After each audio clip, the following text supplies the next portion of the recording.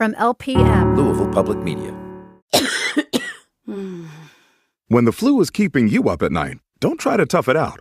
Knock out your flu symptoms with NyQuil Intense Flu. You got this.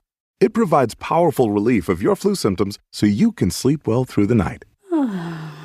NyQuil Intense Flu. The nighttime sniffling, aching, fever, best sleep with a flu medicine. Use as directed. Keep out of reach of children. Marshall's buyers are hustling hard to get amazing new gifts into stores right up to the last minute. Like a designer perfume for that friend who never RSVP'd. Wishlist topping toys for her kids who came too. Belgian chocolates for the neighbor. A cozy scarf for your boss. And a wool jacket for your husband that you definitely did not almost forget. Marshall's. We get the deals, you gift the good stuff. Even at the last minute. Whew. Find a Marshall's near you.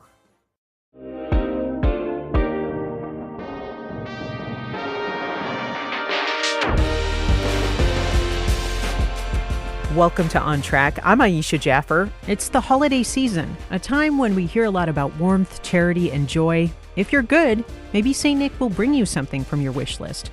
But there's also something darker that lives in the shadow of the season for anyone who misbehaves. It's a half-goat, half-demon creature known as Krampus. And the character who punishes the naughty while St. Nicholas rewards the good has found a home here in Louisville. Today, I'm joined by Steve Vessell, the founder of Louisville Krampus and the Louisville Krampus Celebration. We get into the roots of Krampus, how this folktale made its way to Louisville, and why it resonates with people here. Steve, welcome to On Track. Oh, listen, thank you. Welcome. I'm glad to be here. Welcome to be here, Steve. It's a beautiful place. It's a wonderful place. And a wonderful time of year. Oh, yeah. One day away. So for listeners who may not know the story, who is Krampus, and what can you tell us about where this tradition comes from? Wow. Krampus is not the Christmas devil as people like to portray. Christmas and Krampus are not the same. So Krampusnacht is the night before St. Nicholas feast. So December 5th is Krampusnacht. So way back in the day, I would say even the 16th century, people have been talking about Krampus. But in short, Krampus is a anthropomorphic monster that follows St. Nicholas on Krampusnacht, and St. Nicholas brings gifts for the children and drops like gifts in their boots and their shoes and in their under not necessarily a tree, but all over the Alps. And then Krampus is the naughty guy. He's the one who seeks out the naughty in the household. Will scare the crap out of them or snatch them and put them in his cage and take them to the underworld and sometimes, depending on what you believe, eat them. Oh. In short. That was like a very succinct, very concise, perfect answer. I mean, he is like, before things became like Santa Claus, which like Santa Claus became like, let's give out the coal. Krampus is the one who would take care of the naughty kids. And, it just depends on what part of the Alps you're talking about and what they believe and how they celebrate it. And at one point, it was even demonized. I mean, especially during the 30s. It was like, oh, this is evil. We can't do this anymore. Krampus is centuries old, but the popularity of this tale has surged in the U.S. in recent years. What do you think is behind this renewed fascination? From my perspective, about 2015, I went to the theater and saw a movie called Krampus, and I was like, oh, I love Yule. This is my thing. And it actually pissed me off to the point where this is not celebrating what Krampus is. But for the masses that saw that movie, they just saw an iconic monster for the holidays, and it's not an axe-wielding Santa Claus.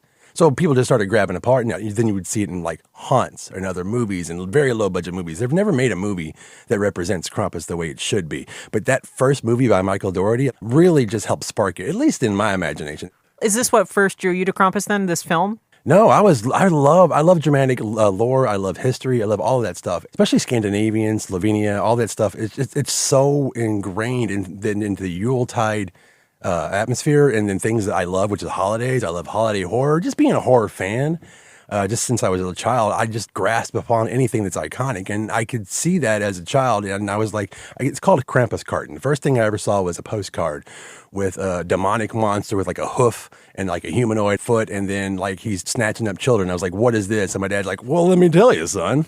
That started when I was pretty young, and ever since then, I've just been enthralled. I love it, and it's part of my dark side. What are we gonna do?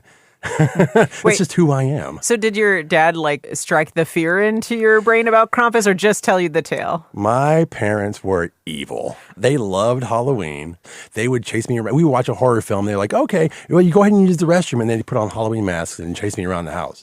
That's what they did to my sister and I. So it's kind of just like, that's kind of their fault of who I am and all the things that I love. And they've always sort of pushed me for that. Anyways, my mom was an artist and she loved horror movies and she would wake me up in the middle of the night and let's go watch the Sunday spookies and things like that. So it's just ingrained in my soul. Yeah, you grew up, you're made for this. I am. So I guess what led you to create the Louisville Krampus Celebration, and how do you honor this age-old tradition both in the celebration and beyond the event?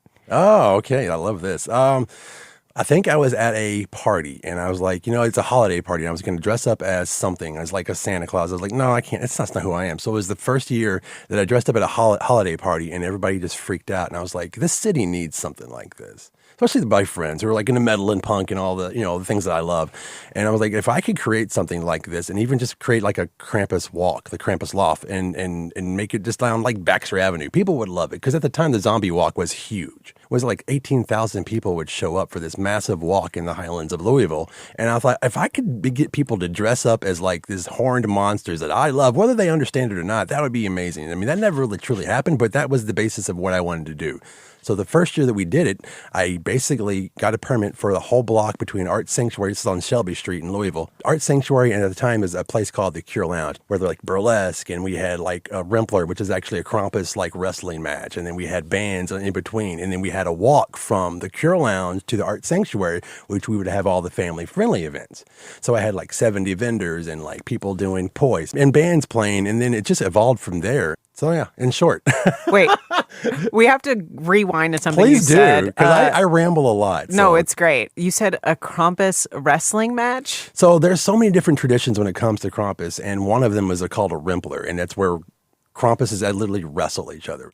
So you talked about the costumes. The costumes are really a huge part of it. They're elaborate. A lot of them are handmade and full of tradition. Can you walk us through what goes into creating these looks and any artists or makers you want to highlight? The list of makers is vast, and they're all over the world right now. Number one is the mask. You don't have to, because I don't believe in gatekeeping, but it's supposed to be a wooden mask carved by hand by yourself. Let's be realistic. If you're living in an apartment, you can go down and chop down a tree and create a mask of that brilliance in their apartment or wherever, even in their chop shop. So over the history of mask making, it's become latex. Now with 3D printing, it's probably evolved into that too. But it starts with the mask and the horns. It's very important. But the masks, you said, are really important. Okay, yeah. The most important things when it comes to the costume are you can use birch or you can use a whip, because those two things are very quintessential when it comes to the Krampus costume and the mask and the horns. That's really the basics of it. Are there any local makers that you'd want to highlight? Or no, not really. Okay. Yeah, Louisville's still kind of fresh when it comes to that. That's okay, but there's some iconic ones you said in the global sphere. Well, I'm part of so many groups over the last year on social media and just internet period, and some of these people put so much time, and they can have up to 20 people just in their gangs, and they become gangs. Like there's Hollywood Krampus, there's Shelbyville Krampus, there's the Chicago Krampus, and I love all of them. There was even Bloomington was one of the first ones that I heard of in our area, the Bloomington Krampus walk. So there's so many different makers and different people that it's kind of hard to nail down who's the best. Right. Yeah. That's really cool. So, I mean, after doing so many celebrations, what have you observed people connect with the most with the Krampus tradition? Is it the folklore, the artistry, the fun? The artistry. The vendors that we get for our events, they just put so much into it and they just love it. Even if they don't really know what they're making, it's just fun to see the faces of the people when they see the artwork. Louisville is just full of art, and that's the best thing about this city, period. You're also part of the Gore Club, which has become a real hub for Louisville's horror and cult film community. What is the Gore Club, and how does that world intersect with the work you do with Krampus? Holy crap. So a friend of mine started a Gore Club. His name was Jacob Dupuis, and then he basically gave it to me in about six or 7 months into creating it. And I was like, I'm going to evolve the crap out of this. And he's like, please do. I was like, okay. So we started a clothing line. We started a podcast. We started doing celebrity events. The basics of what it is a movie night, but that's just the smallest part of what we do. It's evolved so much since 2009. There's so much to talk about when it comes to Gore Club.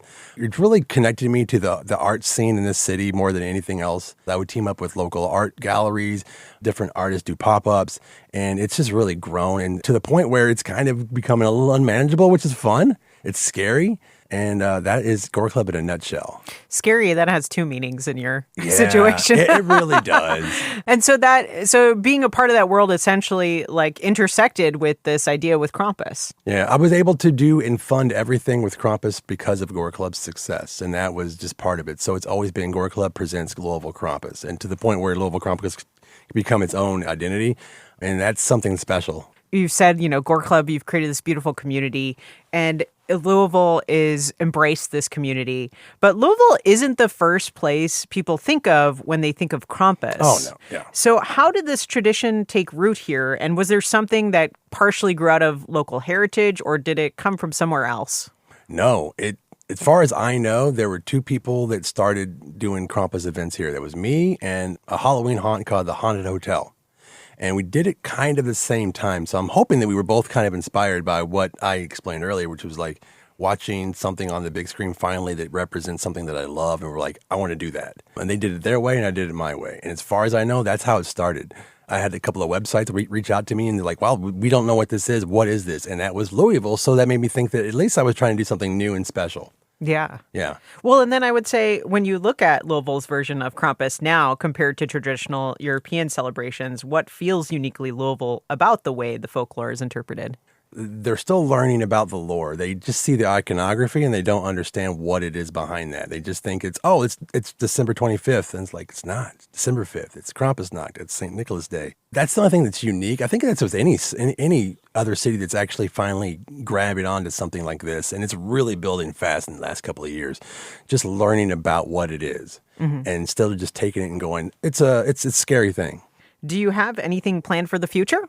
We've been invited to be a part of the Light Up Louisville parade starting next year. And that's a big deal for us because that is a mega parade that's seen by thousands of people compared to like the few hundred that we get every year, even to our small events. So we're really going to focus on that, making float, getting costumes, getting people into it. And we really want to create Louisville's first Krampus loft, which is the walk. And since we are allowed to bring as many people as we can to our float, we really want to incorporate that into what Light Up Louisville is. And it's a celebration of Santa, so it's going to be really interesting. Some people might even look at it as like the Christmas devils. It's going to be interesting to try to push that forward and get people to understand what Krampus is. But being on that kind of stage in this city is going to be exciting for us. And, you'll get that curiosity, which, begs questions, hopefully, to discover more. Yeah, questions and a little bit of hate. Maybe. Oh, yeah. Or love. Yeah, hopefully a lot more love. Yeah. Love and understanding. For anyone who wants to learn more or get involved in the Krampus community here in Louisville, where should they go? So we have the Louisville Krampus page on Facebook, we have the Louisville Gore Club page on Facebook, and we have the Gore Club page on Instagram. So yeah, that's where you can find all the information about what we do and how we do it and when we do it. So I know Krampusnacht is past now, but before I let you go, do you have any advice for those to stay on Krampus's good side as they look into next year? No. I want all the naughty kids. What are you talking about? No, be as naughty as you can. Well, great. Thank you, Steve, for being here on track. I'm trying. Thank you so much, by the way. Thank you. You're welcome. On Track is produced by Louisville Public Media. Our production team includes Michelle Tyreen Johnson, Laura Ellis, and me, Ayisha Jaffer, with support from Rebecca Feldhouse Adams, Amina Alahi, and Alex Biscardi. Our music is by Kojin Tashiro. Find more at LouisvilleOnTrack.org. And remember, being kind is free. That's the start of community. Thanks for listening.